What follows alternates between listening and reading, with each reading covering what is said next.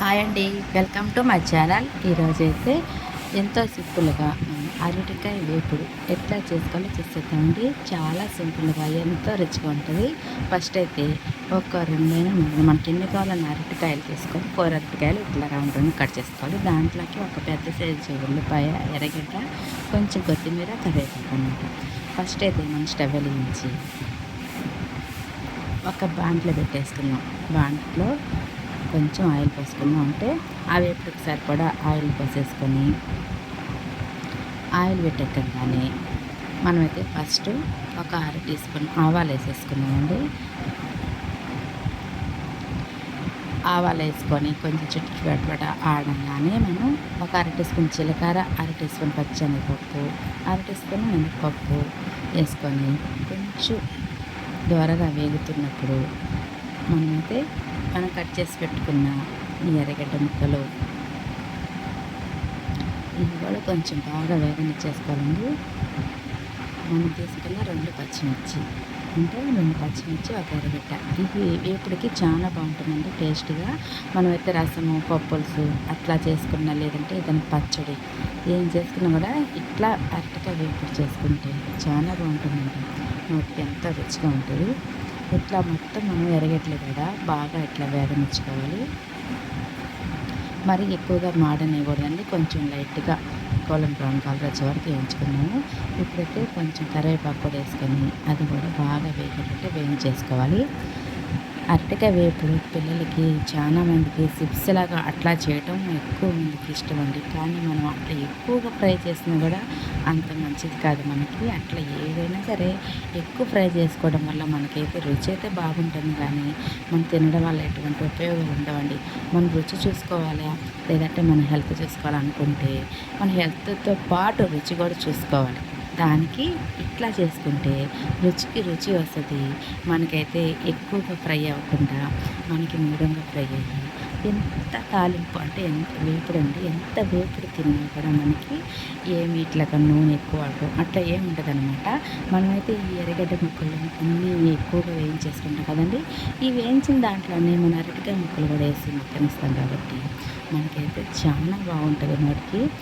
దీనికి మనకు కొంచెం రుచి కోసం కొంచెం అల్లం వెల్లుల్లి పేస్ట్ అండి. ఒక్క 1/2 టీ స్పూన్ ఉంటుంది మొత్తం, అంతే, ఎక్కువ ఉండదు. 1/2 టీ స్పూన్ అల్లం వెల్లుల్లి పేస్ట్ కూడా వేసేసి కొంచెం పచ్చి వాసన పోయే వరకు వేగనిచ్చేద్దాం. ఇట్లా కొంచెం బాగా పచ్చి వాసన పోయే వరకు వేయించేసుకున్నాక మనం కట్ చేసి పెట్టుకున్న అరటికాయ ముక్కలు కూడా వేసేసుకుందాం. ఇట్లా మొత్తం అరటికాయ ముక్కలు కూడా వేసేసుకొని దీంతో కూడా మొత్తం అల్లం వెల్లుల్లి పేస్టు, ఆ ఎర్రగడ్డ ముక్కలు మొత్తం కలిపి బాగా ఇట్లా కలుపుకుంటూ వేయించుకోవాలన్నమాట. ఇట్లా మొత్తం కలుపుకుంటూ వేయించడం ఏంటంటే మనం కొంచెం కూడా దీంట్లో అయితే వాటర్ అనేది యాడ్ చేయమన్నమాట. మనం ఫస్ట్ అయితే అరటికాయ ముక్కలు కూడా అస్సలు ఏమి ఉడకబెట్టడం అట్లా ఏం లేదు. కట్ చేసి ఇట్లా వేసుకుంటున్నాం. ఆయిల్ కూడా చూసారు కదా, ఎక్కువైతే వేయలేదు. ఇట్లా మొత్తం కలిపేసుకొని కొంచెం మనకైతే రుచికి సరిపడా ఉప్పు, సాల్ట్ అయినా వేసుకోవచ్చు, ఉప్పు అయినా వేసుకోవచ్చు అండి. అంటే ఇది వేపుడు కాబట్టి సాల్ట్ వేసుకుంటే మనకి రుచి కరిగిపోతుంది అనమాట. ఇట్లా కొంచెం పసుపు వేసేసి బాగా కలపాలండి. ఈ ఉప్పు పసుపు కూడా బాగా కలుపుతాం వల్ల ఏంటంటే మనం మూత పెట్టి ఒక 2-3 సెకండ్లు మగ్గనిచ్చామంటే మనకి ఎటువంటి ఉడకబెట్టాల్సిన అవసరం లేదు, ఆయిల్ ఎక్కువ అవసరం లేదు. ఇట్లా కలిపేసి మూత పెట్టడం వల్ల ఏంటంటే మనకి బాగా అరటికాయ ముక్క అనేది బాగా మగ్గిపోద్ది అనమాట. ఒక్క 2 సెకండ్లు అట్లా మూత పెట్టి మగ్గనిచ్చేసుకుందాం. చూడండి, ఈ విధంగా బాగా మగ్గాక ఇట్లా బాగా కలుపుకుంటూ వేయించుకోవాలన్నమాట. ఇట్లా కలుపుకుంటూ వేయించడం వల్ల ఏమైందంటే అరటికాయ మొత్తం మనకి వేగిపోద్ది. పైకి కిందకి ఇట్లా కలుపుకుంటూ వేయించుకోవాలి. అరటికాయ వేపుడు కూడా ఎవరికి రాదని కాదండి, ఒక్కొక్కరు ఒక్కొక్క స్టైల్లో చేస్తుంటారు. ఈ స్టైల్లో కూడా మీకు నచ్చితే రుచి అయితే చాలా బాగుంటుంది. ఒకసారి చేసుకొని చూస్తే మీకే అర్థమైపోతుంది అనమాట. రుచికి రుచి వస్తుంది. మనకైతే తక్కువ టైంలో బాగా మనమైతే ఇట్లాంటి వేపుడు చేసేసుకోవచ్చు. ఒక 4-5 మన ఇంటికి అప్పటికప్పుడు గెస్ట్లా వచ్చినా కూడా ఇట్లా ఇట్లా చేసి పెట్టి కొంచెం రసమైన పప్పన చేసామంటే ఎంతో హ్యాపీగా తినేస్తారనమాట. అంత బాగుంటుంది. అట్లే గెస్టులు వస్తేనే చేయాలని కాదు, మన ఇంట్లో కూడా ఇట్లానే చేసుకోవచ్చు అని చెప్తున్నానండి. ఎట్లా చేసినా కూడా పిల్లలకి నచ్చినప్పుడు ఈ విధంగా ఒకసారి ట్రై చేసి పెట్టండి.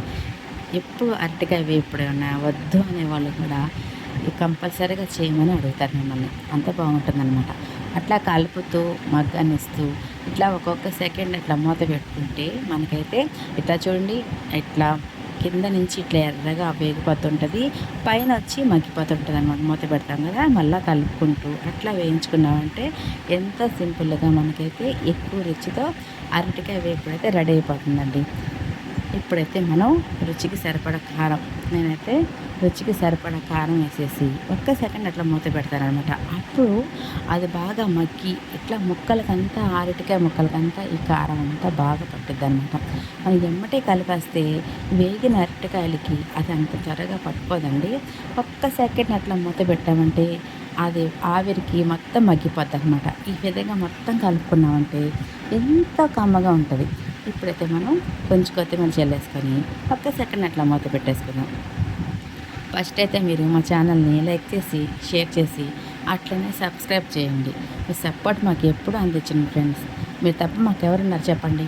ఇట్లాగా కొత్తిమీర కూడా వేసాక మొత్తం ఇట్లా కలిపేసుకున్నామంటే మనకి చూసారుగా, మొత్తం ఉప్పు కారాలన్నీ కరెక్ట్గా వేసుకొని ఈ విధంగా ట్రై చేయండి. ఎంతో ఈజీగా ఎక్కువ రుచితో మనకైతే అరటికాయ వేపులు రెడీ అయిపోద్ది. ఇప్పుడు మనమైతే దీన్ని ఒక్క సెకండ్ అట్లా పెట్టేసి స్విచ్ చేసుకుందాం. అంతేనండి. ఓకేనా ఫ్రెండ్స్, బాయ్ అండి. Thank you for watching.